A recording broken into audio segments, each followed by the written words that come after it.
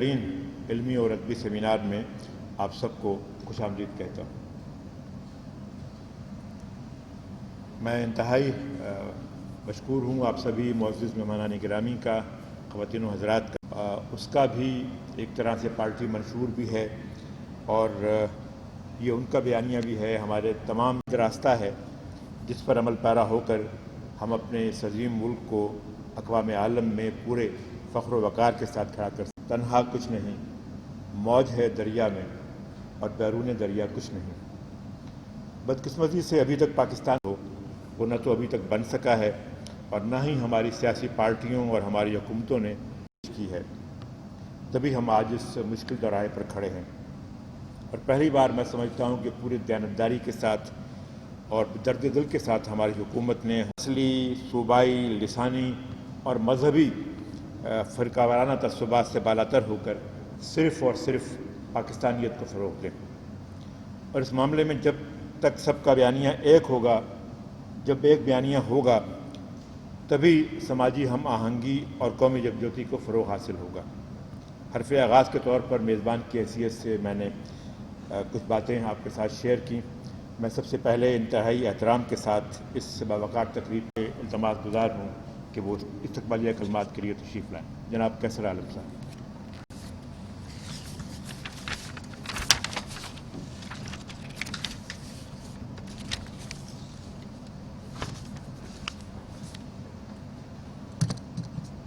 اعوذ باللہ من الشیطان الرجیم۔ اسلام آباد اور بہت ہی محترم ڈاکٹر قبلہ ایاز صاحب، میرے استاد، سابق chairman council of Islamic ideology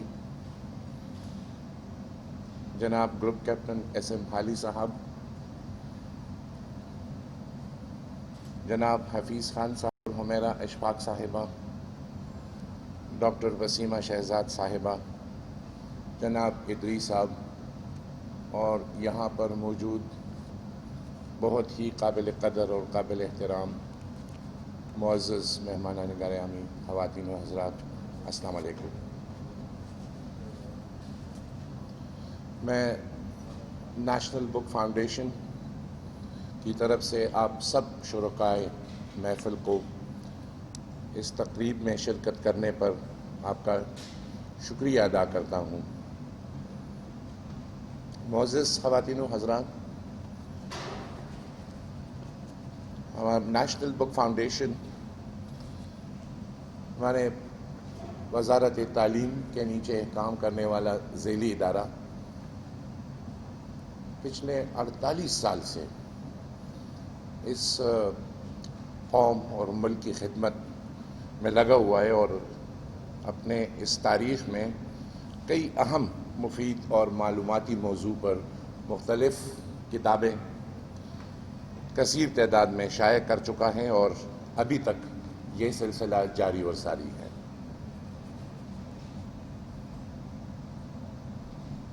national book foundation کو یہ بھی ذمہ داری سونپی گئی ہے کہ وہ فیڈرل اداروں کے لیے بطور ٹیکسٹ بک بورڈ بھی اپنا کردار ادا کرتا رہے، اور اس سلسلے میں نیشنل بک فاؤنڈیشن نے اپنے کریکولم کے ذریعے، کریکولم کے مطابق درسی کتب پبلش کرتا ہے، اور ہمارے ان درسی کتب سے ہمارے بچے مستفید ہوتے ہیں ہائر سیکنڈری لیول تک۔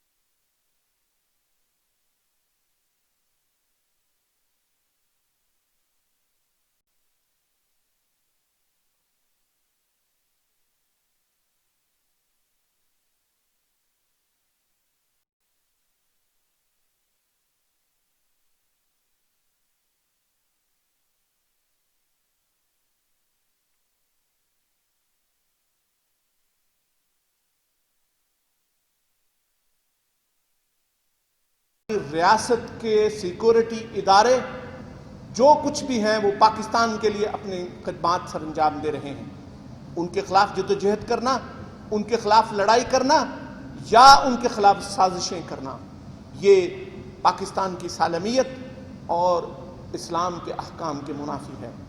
پیغام پاکستان یہ بتاتا ہے کہ فرقہ پرستی، تشدد، نفرت انگیزی، انتہا پسندی، اس قسم کے رویوں کا نہ اسلام سے کوئی تعلق ہے نہ ہی پاکستان سے کوئی تعلق ہے۔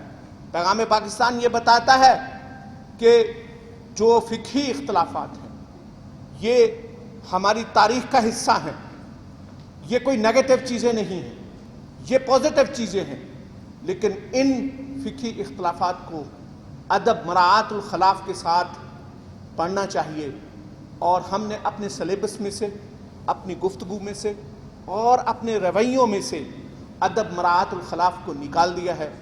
نتیجہ یہ ہے کہ ہم ایبسلوٹ لینگویج استعمال کرتے ہیں، اور اس کے نتیجے کے طور پہ نفرت انگیزی سے ہم نے اپنے ملک کو، اپنے معاشرے کو اور اپنے گھر کو مشکلات میں ڈال دیا ہے۔ پیغام پاکستان ہمیں یہ بتاتا ہے کہ تعلیمی ادارے کیا ہیں، تعلیمی اداروں نے کیا کرنا ہے۔ پیغام پاکستان یہ بتاتا ہے کہ تعلیمی اداروں نے نفرت انگیزی نہیں سکھانی۔ پیغام پاکستان یہ بتاتا ہے کہ تعلیمی اداروں نے تشدد نہیں سکھانا۔ تعلیمی اداروں نے نوجوانوں کو تیار کرنا ہے کنٹریبیوشن کے لیے۔ پیغام پاکستان یہ سمجھتا ہے کہ پاکستان کی 60% نوجوان آبادی یہ ہماری سٹرینتھ بھی ہے۔ اگر اس آبادی کو ہم پاکستان کی تشکیل کے لیے تیار کریں، اور اگر ہم نے اس آبادی کو پاکستان کی تشکیل کے لیے تیار نہ کیا تو پھر خدا نخواستہ کنسٹرکشن کے لیے استعمال نہ ہوئے تو پھر یہ ڈسٹرکشن کے لیے استعمال ہوں گے، اور جب ڈسٹرکشن کے لیے استعمال ہوں گے تو وہی کچھ ہوگا جو اس وقت ہمارے معاشرے کے اندر ہو رہا ہے۔ ضرورت اس بات کی ہے پاکستان کی سالمیت، پاکستان کے وقار، پاکستان کے دفاع اور پاکستان کے تحفظ کی قسم کھائی، اور اس کے بعد پھر پیغام پاکستان کو لے کر چلے۔ پاکستان پر کانفرنس ہوئی، پیغام پاکستان معاف کیجیے گا، پیغام پاکستان پر تمام مکاتب فکر کے مسلمان علماء کا اتفاق ہے۔ پیغام پاکستان کے اوپر پاکستان کی غیر مسلم کمیونٹیز کے لیڈرز بھی پیغام پاکستان کے اوپر اتفاق کرتے ہیں۔ ضرورت اس بات کی ہے کہ پیغام پاکستان صورتحال اچھی نہیں ہے۔ پیغام پاکستان کا آغاز کرتے ہوئے ہی ہم نے یہ تسلیم کیا تھا کہ ہم اپنی مسز وجیہ اکرم تشریف لے آئی ہیں، میں انہیں دل کی گہرائیوں سے خوش آمدید کہتا ہوں۔ آئیے۔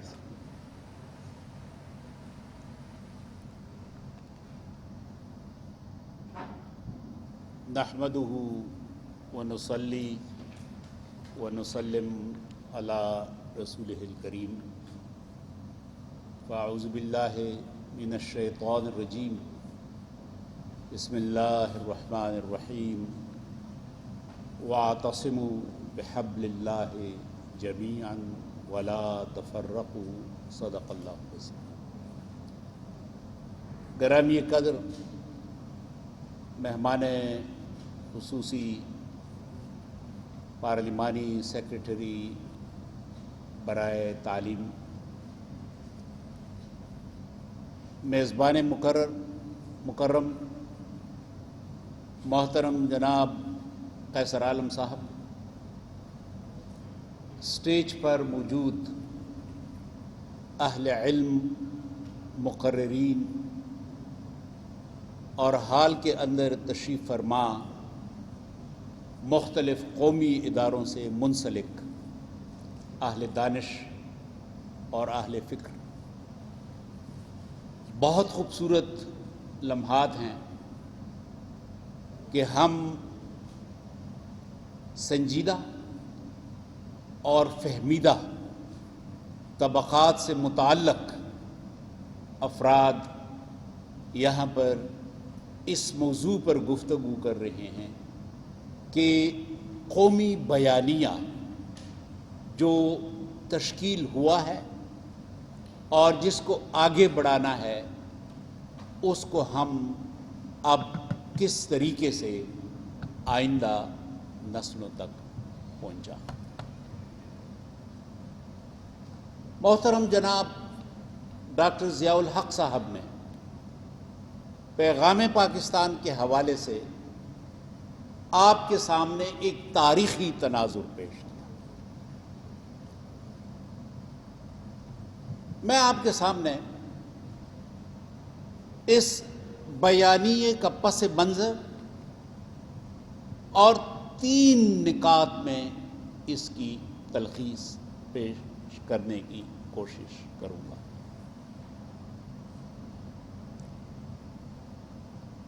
میرا تعلق اور جناب قیصر عالم صاحب کا تعلق اس علاقے کے ساتھ ہے کہ میں نے خود اپنے گاؤں کے سامنے 3 میل کے فاصلے پر اپنے گاؤں سے ذرا آگے ایک بہت بڑا بورڈ دیکھا تھا، جس کا میں عینی گواہ ہوں، جس پہ لکھا ہوا تھا دولت الاقاشیہ، کہ بنو سے آگے میرلی جب آپ داخل ہوں تو یہاں سے ابو اقاشا کی حکومت شروع ہو جاتی، کہ یہاں کے پولیٹیکل ایجنٹ، جہاں پہ پاکستانی ادارے، ان کی کوئی دسترس نہیں، ان کی کوئی رٹ نہیں تھی۔ اور اس طریقے سے پھر خیبر میں اور پھر کرم میں کہیں پہ ایک کہیں پہ دوسرا، اور خیبر میں ایک بنوی کی حکومت تھی جس کو پشتو میں تماچے ملا یعنی مولوی آف پسٹل کہا جاتا ہے، پستول کا ملا۔ اور وہ دور تھا کہ مغرب کے بعد پورا پاکستان معطل ہو جاتا، معاشی سرگرمیاں رک جاتی تھی، راستے بند ہو جاتے تھے۔ اور قیصر عالم صاحب گواہ ہیں، ہم بھی گواہ ہیں، کہ باقاعدہ پشاور سے علاقوں تک بدرخے بنا کر اور پھر قافلوں کے ذریعے لوگوں کو ایک جگہ سے دوسری جگہ منتقل کیا جاتا تھا، کیونکہ قیصر عالم صاحب اس وقت وزیر اعلیٰ کے معاون خاص تھے۔ پوری صورتحال ان کے اور ہمارے سامنے،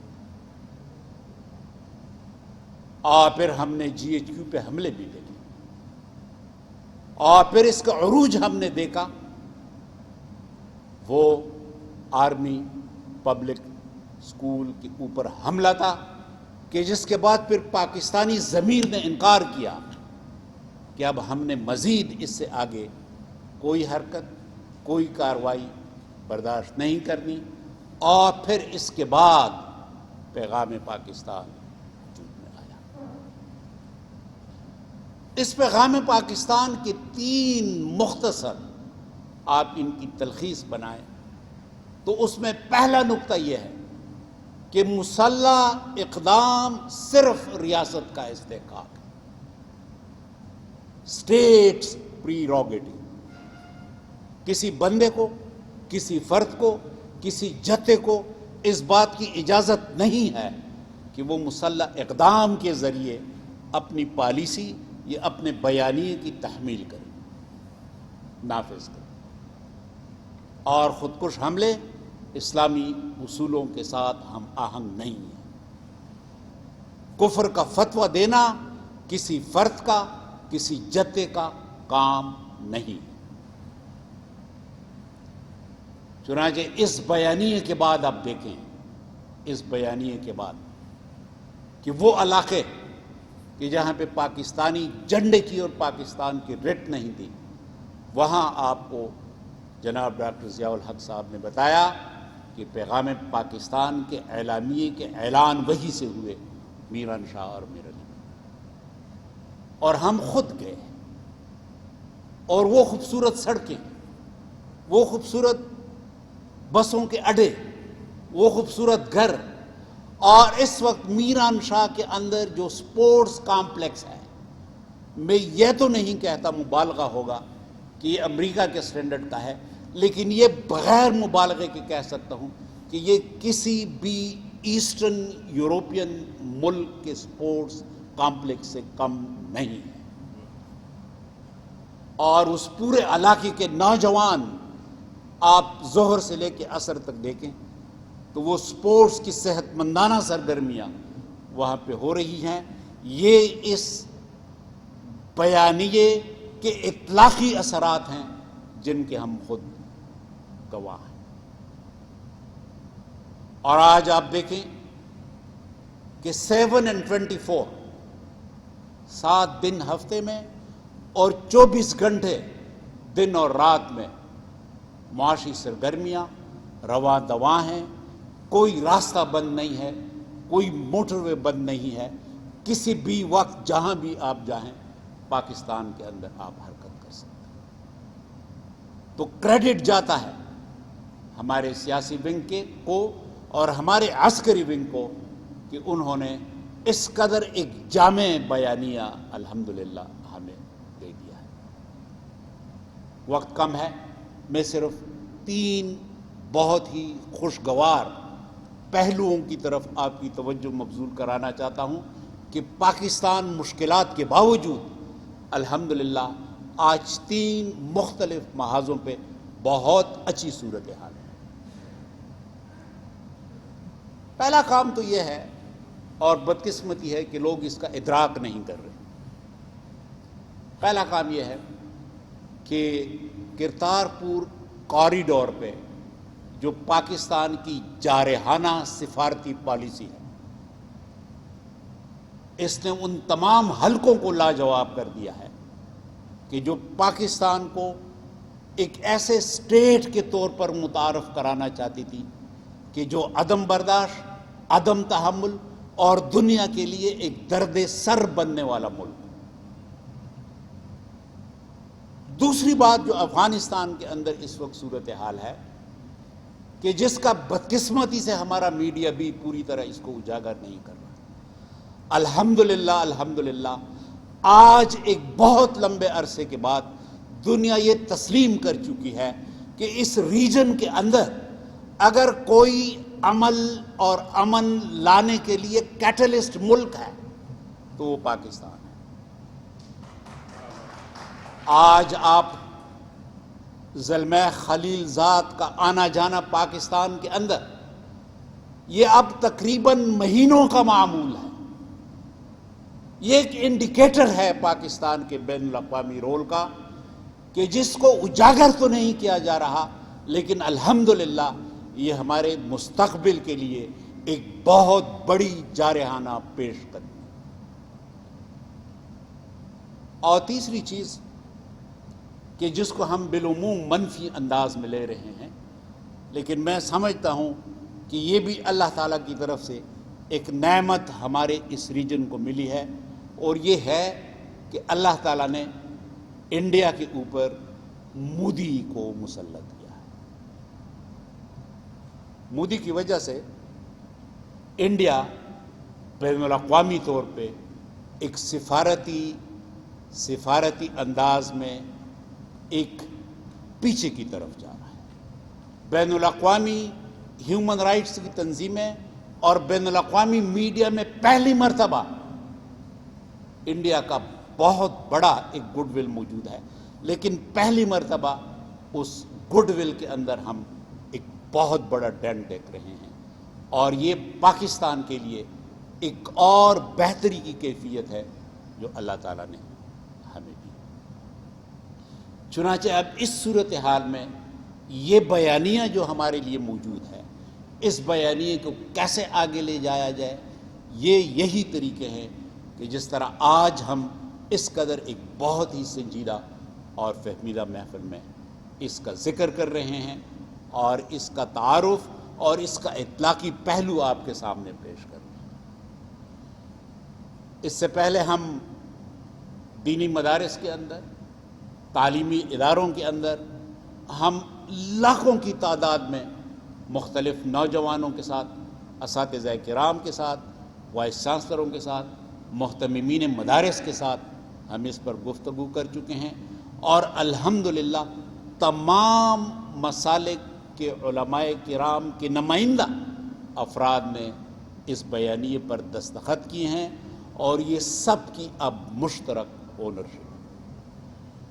مجھے بڑی خوشی ہے کہ آج یہ تقریب ہم ایک ایسے مقام پہ کر رہے ہیں کہ جس میں نیشنل بک فاؤنڈیشن اس کے اندر ایک باقاعدہ سٹیک ہولڈر کے طور پر آ رہا ہے، اور نیشنل بک فاؤنڈیشن کا جو کردار ہے وہ لٹریچر کے حوالے سے، نصابی کتابوں کے حوالے سے، اب یہ صورتحال جب ہم نصابی کتابوں میں لے جائیں گے، نوجوانوں کے ساتھ جب اس پر گفتگو کریں گے اور یہ حالات ان کے سامنے پیش کریں گے، تو مستقبل ہمارا جو ہے پاکستان کا وہ پوسٹ سی پیک پاکستان ہے۔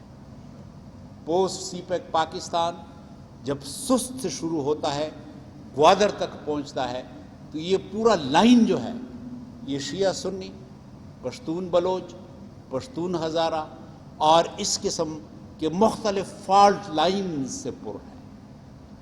اور اب اس بات کی ضرورت ہے کہ ہم نے اگر آئندہ نسل کو سی پیک کے ثمرات پہنچانے ہیں تو اب اس بات کی ضرورت ہے کہ ہم اس پورے علاقے کو قومی طور پر ایک قومی ارتباط کے ذریعے، سماجی ہم آہنگی کے ذریعے اور قومی یکجہتی کے ذریعے آئندہ نسلوں تک یہ پیغام پہنچا دیں، کیونکہ ہماری نسل جو ہے یہ تو چراغ نیم شبی ہے، آئندہ جو نسل ہے یہ پاکستان اس کا پاکستان۔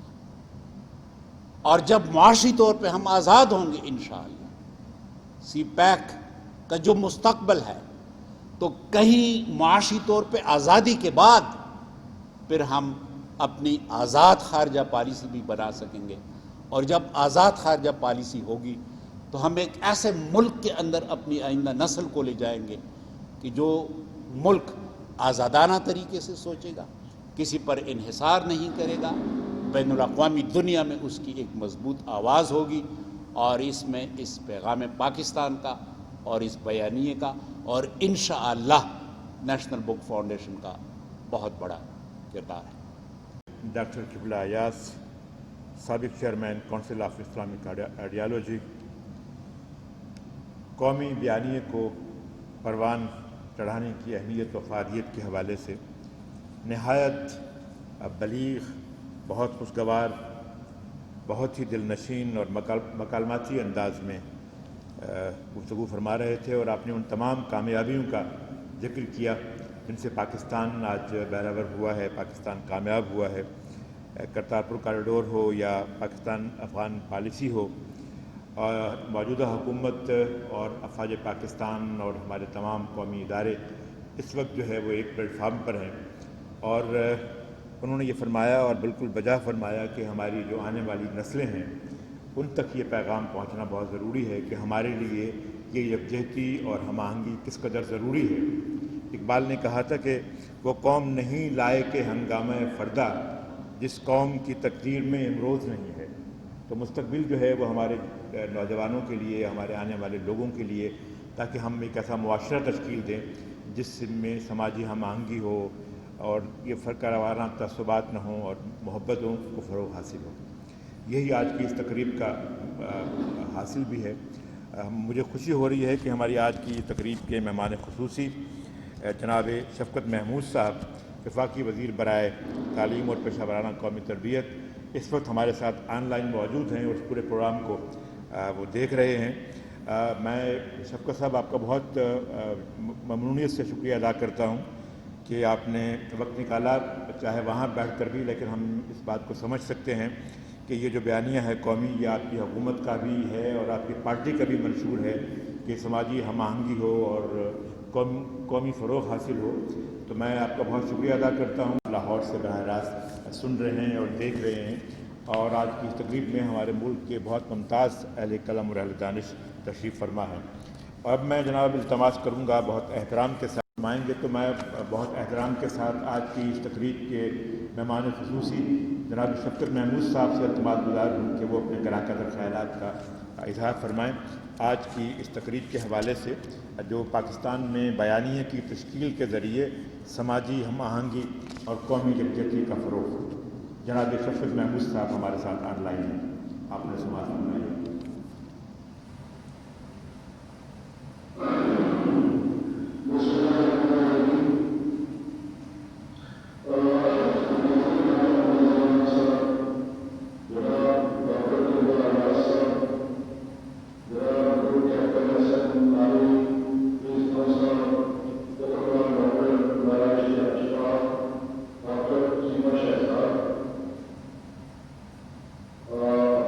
Yes, sir.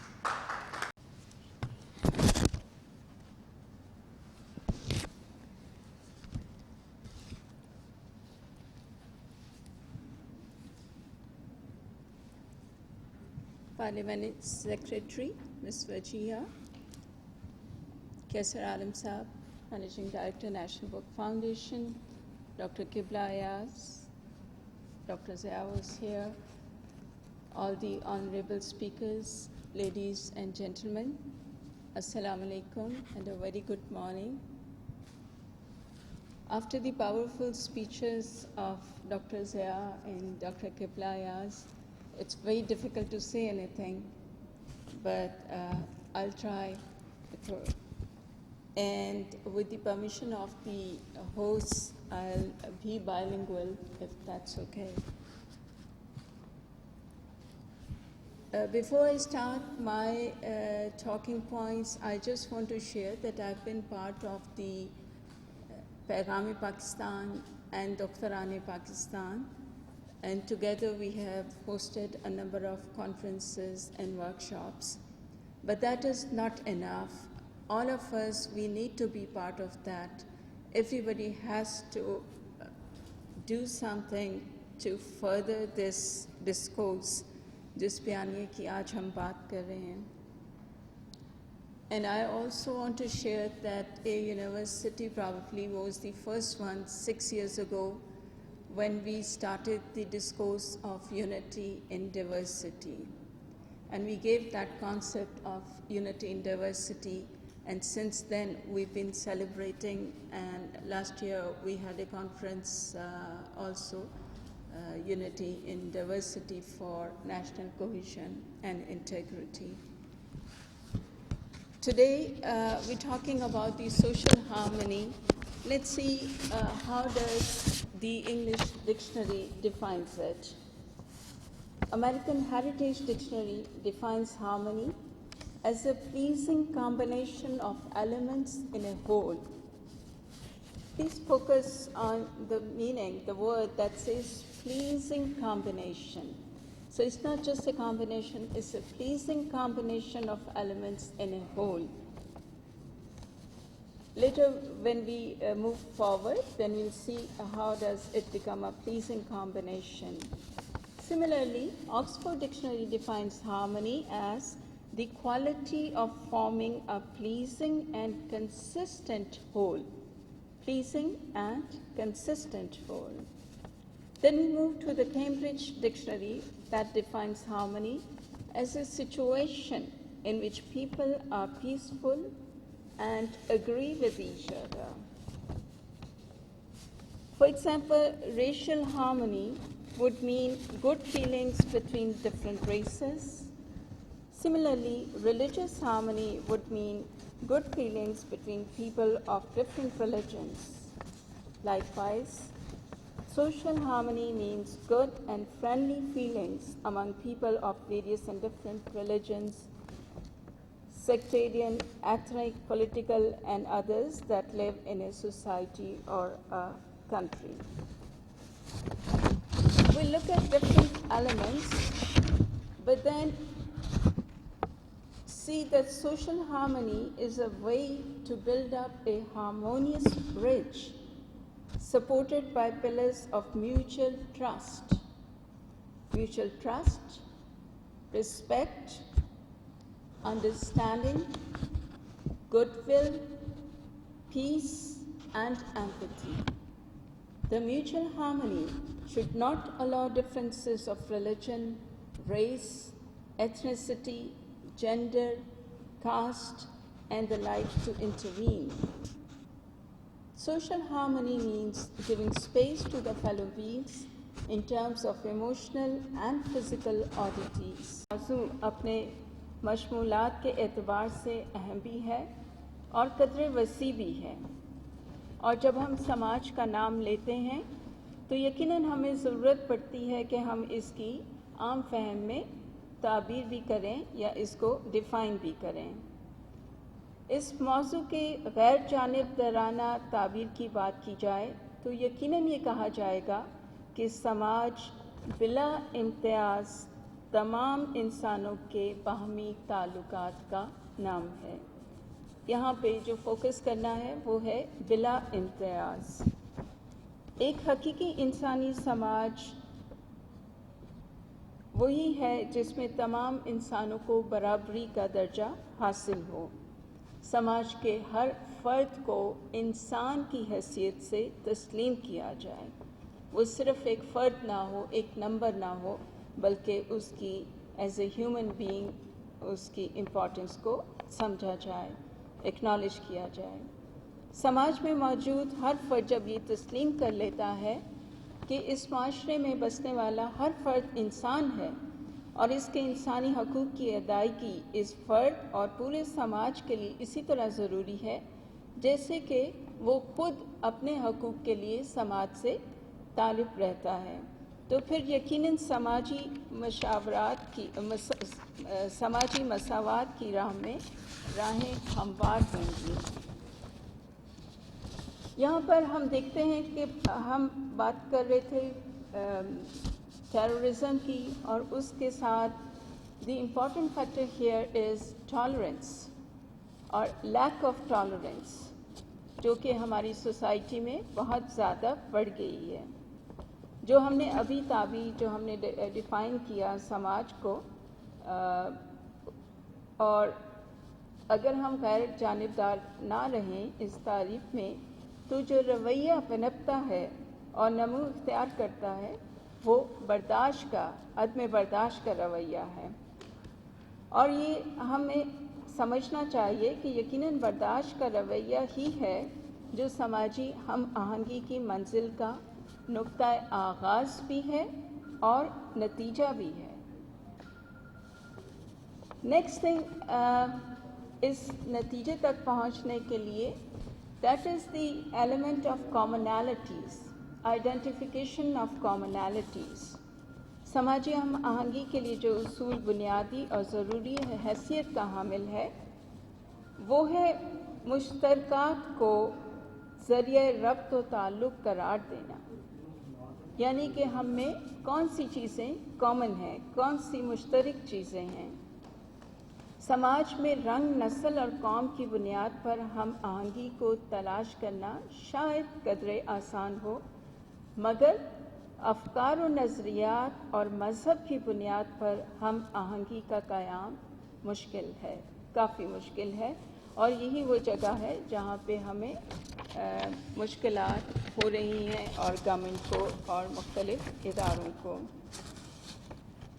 اگر ہم مشترکات کو دیکھیے تو کیا ہے ہمارے ہاں، یا ہمارے ہاں ہی نہیں پوری دنیا میں، پوری دنیا کے انسان، مختلف قومیں، مختلف اقوام، مختلف ممالک کیا چاہتے ہیں؟ سچ بولنا، دیانتداری سے کام لینا، عہد کی پاسداری کرنا، دھوکہ دہی سے پیش نہ آنا، اور یہی وہ ہیں جو کہ فطری ضرورتیں ہیں یا فطری رویے ہیں جو انسانوں کے لیے، انسانوں میں مشترکہ ہیں۔ لہٰذا ہم ان فطری سماجی رویوں کی بنیاد پر سماجی ہم آہنگی کا قیام عمل میں لا سکتے ہیں۔ بے شک ہم سب میں نسل، قوم، رنگ اور مذہب کا فرق موجود ہے، لیکن کیا ہم سب کے درمیان یہ سماجی اقدار مشترک نہیں ہیں؟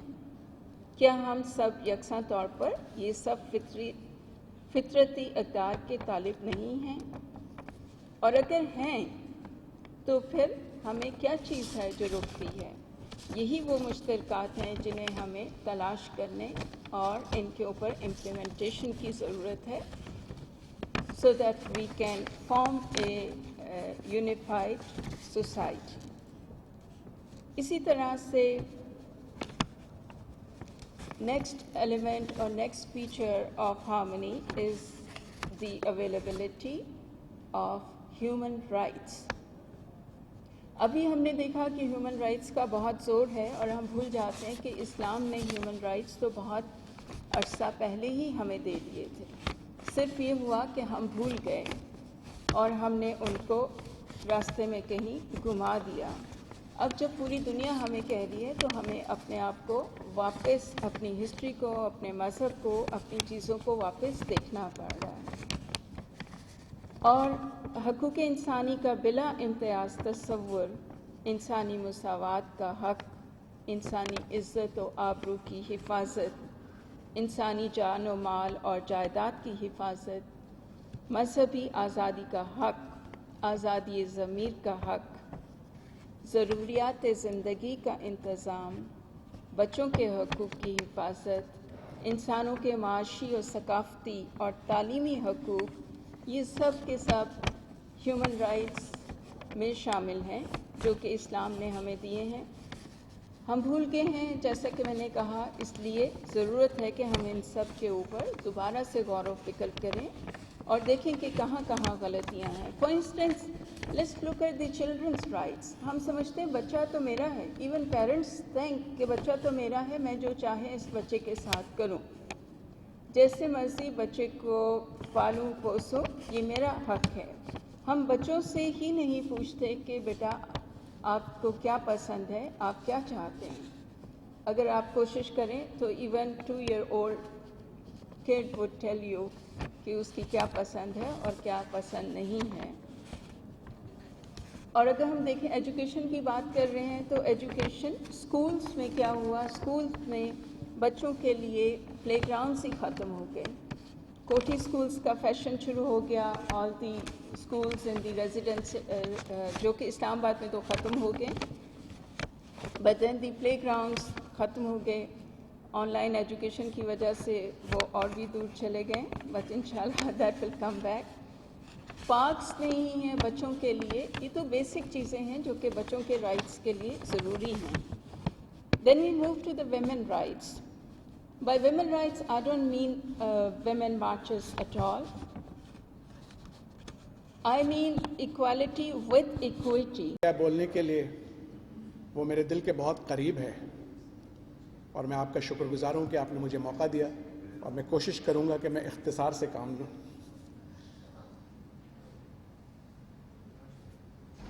1971 میرے لیے کئی وجوہات کی بنا قریب ہے۔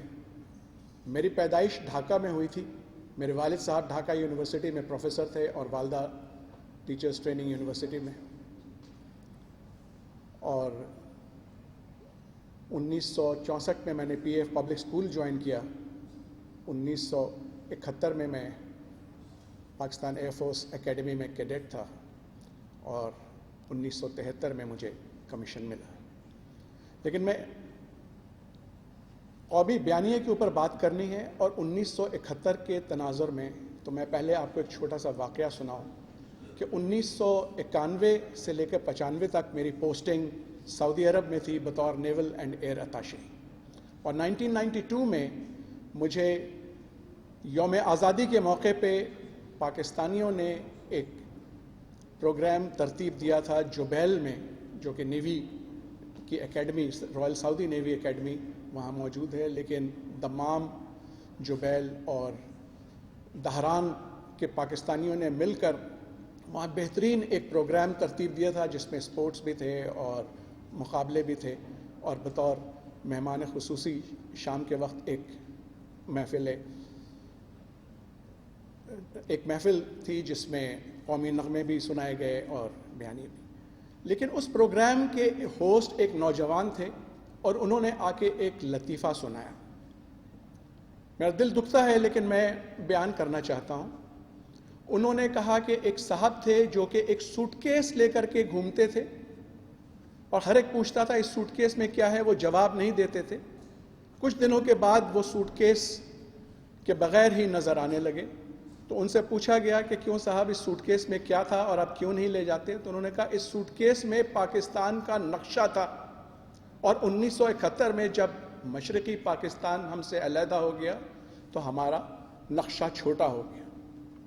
ان کے اس لطیفے پہ میرا دل دوبارہ دکھا، اور شاید اس دن سے زیادہ دکھا کیونکہ جس دن سقوط ڈھاکہ ہوا تھا میں اکیڈمی میں تھا، ہم ڈیوٹی پہ تھے، اور ہمیں یہ کہا گیا تھا کہ آخری دم تک ہم ڈھاکہ کا دفاع کریں گے، اور اس کے بعد پھر مشرقی پاکستان ہم سے نکل گیا۔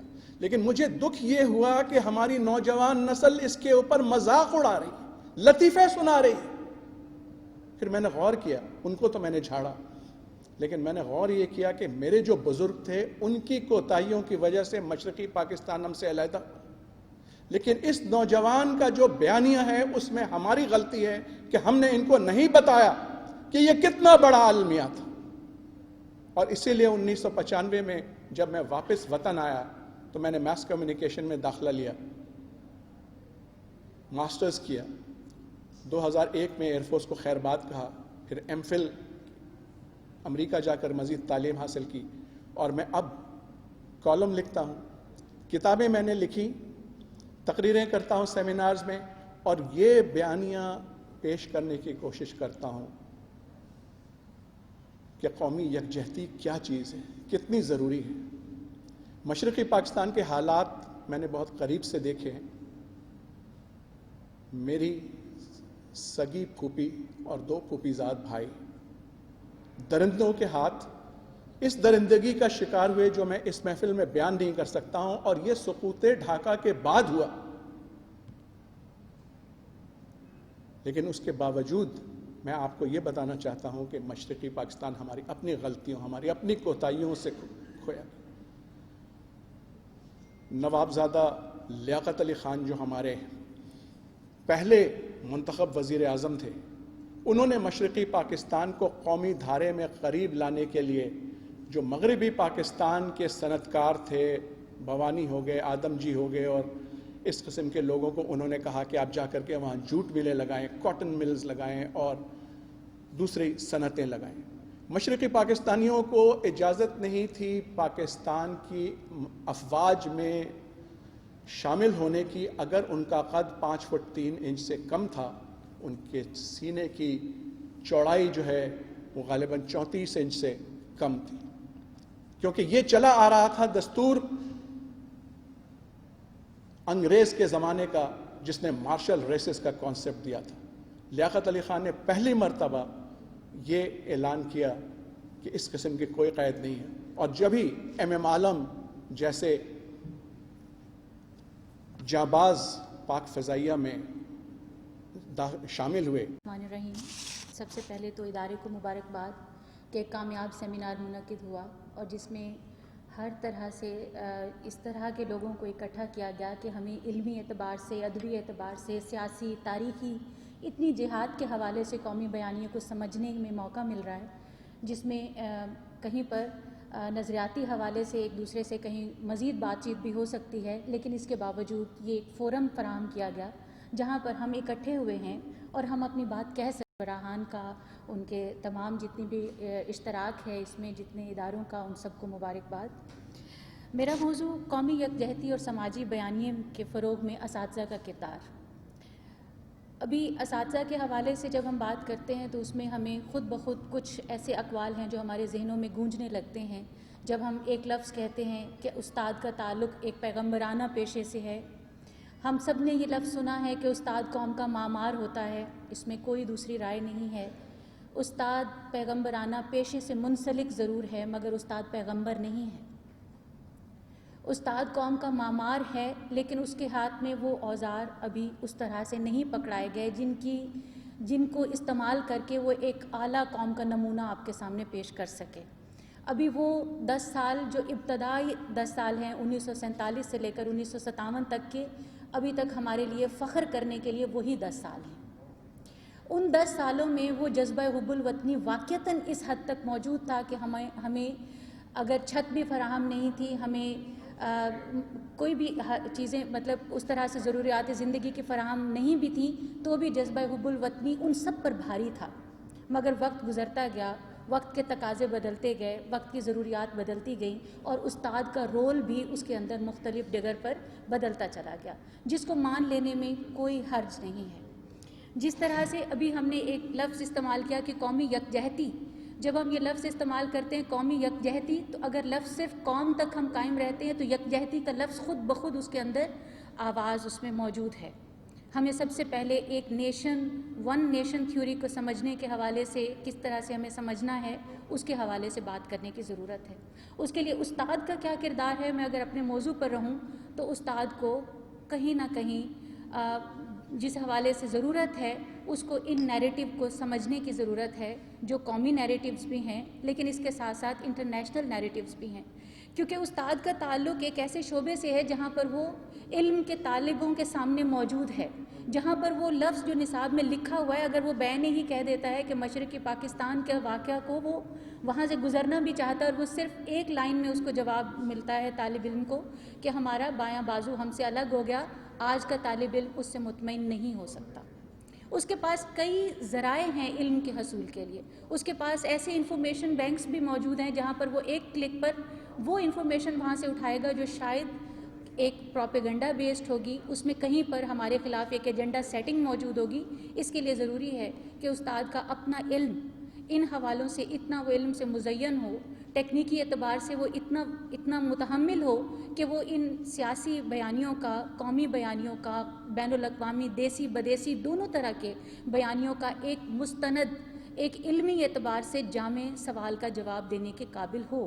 حضرات، آخر میں آتے ہوئے بہت سارے سوال پیدا ہو چکے ہوتے ہیں یا لپیٹے جا چکے ہوتے ہیں، تو میں آج کی تقریب کو، اس سیمینار کو اس لیے نہایت کامیاب کہتا ہوں کہ بہت سارے سوالات پیدا کیے گئے ہیں۔ ضروری نہیں ہے کہ ایک تقریب، ایک سیمینار ان تمام سوالات کا جواب دے دے۔ اگر صرف جو ہمارے ناظرین، حاضرین اور سامعین بیٹھے ہوئے ہیں یا جو اس میں پارٹیسپیٹ کر رہے ہیں، ان کے ذہن میں اگر کوئی وہ بات کوئی رہ جاتی ہے تو سمجھ لیجئے کہ جو ہمارا مقصد تھا وہ پورا ہو گیا۔ آج کا جو پہلا سوال میرے ذہن میں یہ تھا کہ کیا نظریہ پاکستان کی موجودگی میں پاکستان کے بیانیے کی ضرورت ہے؟ دوسرا سوال میرے ذہن میں یہ تھا کہ یہ جو بیانیہ لکھا ہوا ہے یہ کون سا بیانیہ ہے؟ یہ ریاست کا بیانیہ ہے یا نیشن کا بیانیہ ہے؟ نیشن کا بیانیہ ہے تو کسی سماج کے کسی مخصوص خطے کا بیانیہ ہے، اور معافی چاہتا ہوں ہمارا جو ڈیولپمنٹ سیکٹر ہے اور ہمارا میڈیا، کچھ عرصے سے کچھ لفظ اتنے زیادہ یوز ہوئے، مس یوز ہوئے، بلکہ میں کہوں گا ابیوز ہوا ان کا، اور وہ پٹ گئے، اپنے معنی اور مفاہیم کھو بیٹھے۔ ان میں ایک لفظ آیا تھا ایک عرصہ پہلے، سسٹینیبلٹی، پھر ایک پیراڈائم شفٹ، یہ اتنا استعمال ہوا کہ اپنا مطلب کھو بیٹھا۔ اب بیانیہ چل رہا ہے، نیریٹو۔ میں حیران ہوتا ہوں کہ ایک سیاسی لیڈر ایک چھوٹا سا بیان دیتا ہے تو ہمارا میڈیا شام کو چنگھاڑ رہا ہوتا ہے کہ ان کا بیانیہ ہے، بیانیہ بیانیہ۔ کیا بیانیے ایسے بن جاتے ہیں؟ کیا بیانیے ایسے تشکیل پاتے ہیں؟ کیا ان کے لیے ایک مدت درکار ہوتی ہے؟ کیا بیانیہ کوئی چہرہ ہوتا ہے؟ کوئی بیانیہ کوئی رویہ ہوتا ہے؟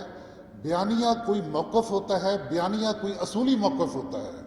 تو بیانیہ ہوتا کیا ہے؟ ہم دیکھتے ہیں کہ جب ہمارا ملک بن رہا تھا پاکستان، تو حضرت قائد اعظم محمد علی جناح نے اس کا جو چہرہ مورا اور ہماری جو رویے تھے ان کے لیے کچھ اصول مرتب کیے، کچھ بنیادی اصول رکھے جنہیں ہم رہنما اصول کہتے ہیں، یونٹی، فیتھ اور ڈسپلن، وہ دیے۔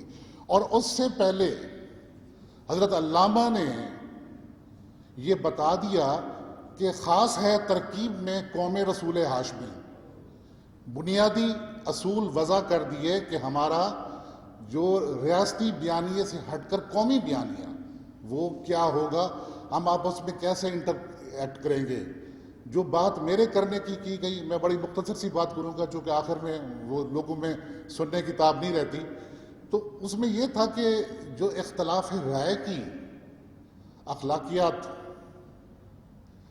تو میں تو بہت پیچھے جاتا ہوں، 14 سال پہلے، اس کے بعد مجھے اختلاف رائے کی اخلاقیات پر کوئی دوسری بات کرنے کی میری اوقات ہی نہیں کہ جب میرے نبی آخر الزماں صلی اللہ علیہ وسلم نے صلح حدیبیہ کے موقع پر جب اختلاف پیدا ہوا، اپنے ہاتھ سے محمد کے ساتھ رسول اللہ کاٹ دیا۔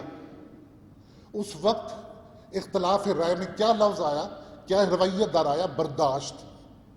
اور میں پیچھے مڑ کر دیکھتا ہوں میری زندگی میں جو کچھ میں نے دیکھا، 35 سال میں نے جوڈیشری میں گزارے، اور میں نے دلیل کو رسوا ہوتے ہوئے دیکھا، دلیل پہ اونچی آواز اور اونچا لہجہ، گرجدار لہجہ غالب آتے ہوئے میں نے دیکھا۔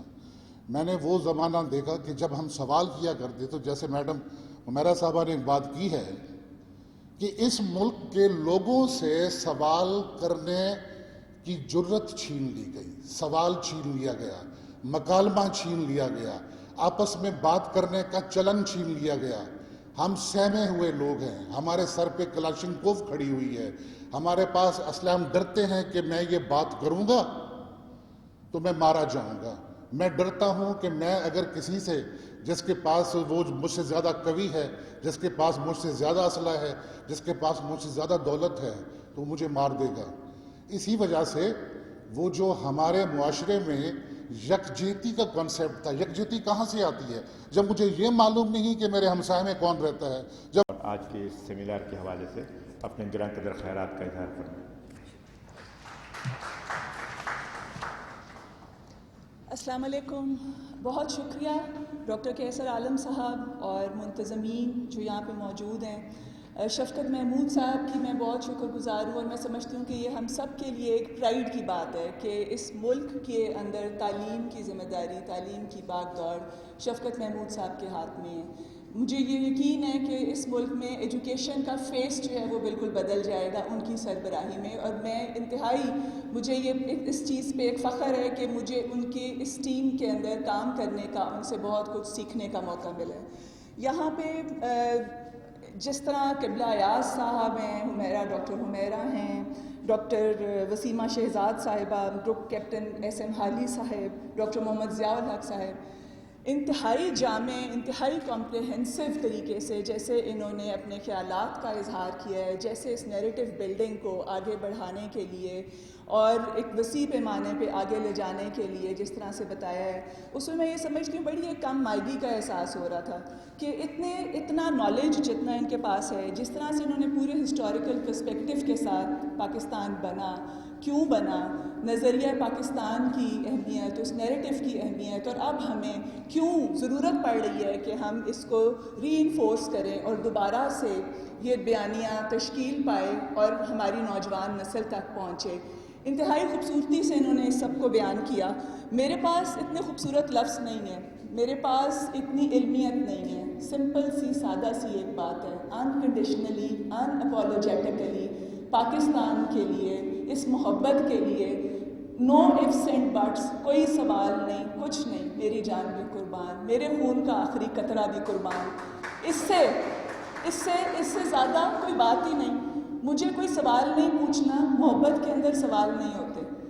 پاکستان سے جب محبت ہے، اس مٹی سے محبت ہے، اس وطن سے محبت ہے، تو کیسے سوال، کیسے جواب، سب یہ تو بات کی باتیں ہیں۔ میں یہاں پہ اگر ہوں تو اس مٹی کی وجہ سے ہوں، اس ملک کی وجہ سے ہوں۔ کیا اوقات ہے میری، ورنہ ایک چھوٹے سے گاؤں سے اٹھ کے یہاں پہ اگر آ کے بیٹھی ہوں تو صرف اس ملک کی، یہاں پہ جو عزت ملی ہے، اسی کی عنایت ہے۔ ہمیں یہ سمجھنے کی ضرورت ہے کہ پاکستانیت ہے کیا۔ پاکستانیت، ہم جس وقت پاکستان بنا، نظریہ پاکستان کیا تھا، اس کا ہسٹوریکل پرسپیکٹیو ڈاکٹر ضیاء صاحب نے بہت خوبصورتی سے بتایا۔ اب بن گیا، اتنی قربانیاں دے کے ہمارے بزرگوں نے جانیں قربان کی، عزتیں لٹائیں، سب کچھ ہمارے پاس آ گیا، بن گیا۔ یہ ایک واحد ملک تھا جو ایک نظریے کی بنیاد پر بنا، لیکن جب آ گیا تو اس کے بعد اس کی آبیاری کرنا، اس کو سنبھالنا، اپنی نوجوان نسل کے لیے، آنے والی نسلوں کے لیے کہ وہ ایک ایسی معیشت بلڈ اپ کرنا، ایک ایسا ملک ان کو دینا کہ وہ اس کے اوپر فخر کر سکیں، یہ ہماری ذمہ داری تھی۔ ہم نے یہ دیکھنا ہے کہ ایک پارٹی کو سرو کرنے کا نام پاکستانیت نہیں ہے، تعلیم دینا پاکستانیت نہیں ہے، تربیت دینا ساتھ پاکستانیت ہے۔ تو روبوٹس تو بن جائیں گے تعلیم دینے سے، آپ کے پاس ایجوکیشن تو آ جائے گی، لیکن آپ انسان نہیں بنا سکتے، یہ پاکستانیت ہے۔ ہم نے اپنے ملک کو کہ اگر اندر کوئی ایشو ہوتا ہے تو اپنی ہی چیزوں کو ہم نے تباہ برباد نہیں کرنا، اپنی بلڈنگز کو ہم نے آگ نہیں لگانی ہے، ہم نے اس کو بلڈ اپ کرنا ہے، یہ پاکستانیت ہے، اس کو ہم نے سمجھنا ہے۔ اس وقت پاکستان جن مشکل حالات میں کھڑا ہے، ہائبرڈ وارز آپ دیکھیں، اس وقت جو یورپین یونین کی ڈس انفو لیب کی جو رپورٹ آئی ہے، اس کے بعد کہیں سے بھی کوئی بھی ایک مغالطہ نہیں رہ جاتا، کوئی جذباتی بات نہیں ہے، کوئی یہ الزام نہیں ہے، یہ ایک ریالٹی ہے جو ہمارے سامنے ہے کہ جب پاکستان بنا تو اس وقت ہمارا دشمن کتنا اسٹرانگ تھا اور کس طرح سے پاکستان بننے کے بعد بھی وہ باز نہیں آیا۔ اور کس طرح سے انہوں نے مستقل یہ کوشش جاری رکھی کہ ہماری بنیادوں کو کمزور کیا جا سکے. کیسے 1971 میں 16 دسمبر کو ایک پاکستان کا ہمارا ٹکڑا، ہمارے جگر کا ٹکڑا ہم سے علیحدہ ہوا، اور کس طرح سے ابھی بھی بلوچستان میں دیکھ لیں، سندھ میں دیکھ لیں، جدھر بھی دیکھ لیں، جہاں ان کا بس چلتا ہے وہ یہ ضرور کوشش میں ہے، کسی غلط فہمی میں نہ رہیں، پاکستان کو میں نا امیدی پھیلانے والے، نا امیدی آپ کو دینے والے بالکل کان کھول کے سن لیں کہ یہ پاکستان جس مقصد کے لیے بنا تھا، جس نظریے کے تحت بنا تھا، ہم سب اس کی حفاظت کرنے کے لیے اپنی آخری سانس تک ہم یہاں پہ کھڑے ہیں. کشمیر، اگر کوئی یہ سمجھتا ہے کہ کشمیر تو گیا، کشمیر کے اوپر کوئی بات نہیں ہو رہی، تو کشمیر کے اوپر تو آخری ہماری ایک ایک بچہ ہمارے گھر کا، ہماری بوڑھی مائیں، ہماری بہنیں دعائیں کرتی ہیں، ہمارے بچے ایک ایک بچہ جان دینے کو تیار کھڑا ہے. تو پاکستان کا حصہ تھا، کشمیر ہے اور ہمیشہ رہے گا. اس کے اوپر کہیں بھی کسی بھی غلط فہمی میں کوئی بھی نہ رہے. یہ سب کو جہاں بھی جو سن رہا ہے اس کو پیغام ہے. افغانستان میں امن، پاکستان کے اندر امن ہے، اور پاکستان اس کے لیے جو کوششیں کر رہا ہے، پاکستان صرف اس کا خواہاں ہی نہیں بلکہ اس امن کا ضامن بھی ہے. اور اس کے لیے پاکستان جو کوششیں کر رہا ہے وہ بھی سب کے سامنے ہے. اس پورے خطے کے اندر چائنا کے ساتھ جو پاکستان کے ریلیشنز ہیں اور پاکستان کہاں کھڑا ہے، رشیا جس طرح سے پانی میں مشقیں، جس طرح سے وہ ایک بڑی طاقت اس خطے کی دوسری بڑی طاقت اور پاکستان کے ساتھ جہاں کھڑی ہے، سب کے سامنے. اس لیے پاکستان جس طرح سے ایمرج کر رہا ہے ایک اسٹرانگ اور ایک انتہائی طاقتور ایک طاقت کے طور پہ، اس میں جو آپ کے ارد گرد کے جو ہائیبرڈ وارز ہیں وہ کیوں شروع ہو رہی ہیں، یہ سب ہم سب کو سمجھنے کی ضرورت ہے. اور ہمیں یہ دیکھنے کی ضرورت ہے کہ ہم اپنی نوجوان نسل کو کیسے اس کا شکار نہ ہونے دیں، اور کیسے ان کو یہ بتائیں، کیسے ان کو یہ سمجھائیں. اور یہ ایک انتہائی ایک زبردست کوشش ہے. اس میں جو سیریز آف ایونٹس جو ہو رہے ہیں، میں اس کو دیکھ رہی ہوں، فالو کر رہی ہوں، اس کا حصہ ہوں کہیں نہ کہیں، کسی نہ کسی طریقے سے، کہ ہم نے ایک نیریٹو کس طرح سے بلڈ کرنا ہے. اور اس کی ضرورت، ابھی ڈاکٹر صاحب بھی بات کر رہے تھے حفیظ خان صاحب، کہ میں یہ سمجھتا ہوں کہ جی حفیظ خان صاحب نہیں، میرے خیال ہے آپ ادریس آزاد صاحب، کہ میں یہ آخر میں آ کے یہ سوچ رہا ہوں کہ یہ ہمیں ضرورت کیوں پڑی ہے ایک نیریٹو بلڈ کرنے کی، اور یہ کون سا نیریٹو ہے. تو اس وقت جو اس ملک کے حالات ہیں، ہمیں کیا ضرورت نہیں ہے کہ ہم اپنی نوجوان نسل کو جو ادھر ادھر سے ہر طرف سے ان کے اوپر ایک حملے ہو رہے ہیں اور ان کو یہ باور کرائے جانے کی کوشش کی جا رہی ہے کہ بلوچستان علیحدہ ہے، خیبر پختونخوا کی ایک علیحدہ آئیڈینٹی ہے، ایک انٹیگریشن اور ایک ہارمنی اور نیشنل کوہیژن کے لیے یہ اس وقت انتہائی ضروری کوشش ہے، ایک انتہائی اس وقت ایک احسن اقدام ہے. اور یہ اس وقت اس کی انتہائی ضرورت تھی کہ جو آپ نے اس کو آئیڈینٹیفائی کیا، موقع کے اوپر اس کو پکڑا اور پھر اس کے بعد اس کو آگے لے کے جا رہے ہیں. میں مبارکباد پیش کرتی ہوں آپ سب کو کہ آپ اس کا حصہ بنیں. جس سنجیدگی سے آپ آخر وقت تک یہاں پہ بیٹھے ایک ایک چیز کو سن رہے ہیں، مجھے امید ہے کہ آپ اسی جذبے کے ساتھ یہاں پہ آئے ہیں کہ پاکستان ہم سب کا ملک ہے اور ہم سب نے اس کو آگے لے کے چلنا ہے.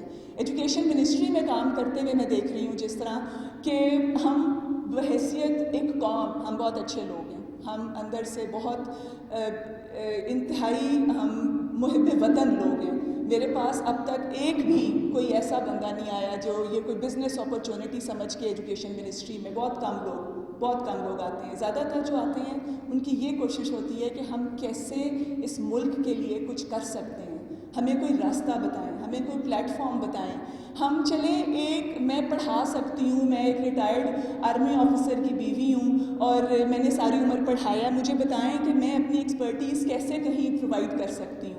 اور وہ خاتون ایک اسکول، دور دراز ایک گاؤں کے اسکول میں جا کے روزانہ بچوں کو انگریزی پڑھاتی ہیں. اس طرح بہت سارے لوگ ہیں کہ جو کہ آ کے صرف یہ چاہتے ہیں کہ ہمیں کچھ نہیں چاہیے، ہم اس ملک کے لیے کچھ کرنا چاہتے ہیں. تو اسی جذبے کے ساتھ ہم نے سب نے مل کر ہم نے اس کو فروغ دینا ہے، اس نیریٹو کو ہم نے بنانا ہے، اس کو نرچر کرنا ہے اور اس کی حفاظت کرنی ہے اور آگے لے کے چلنا ہے.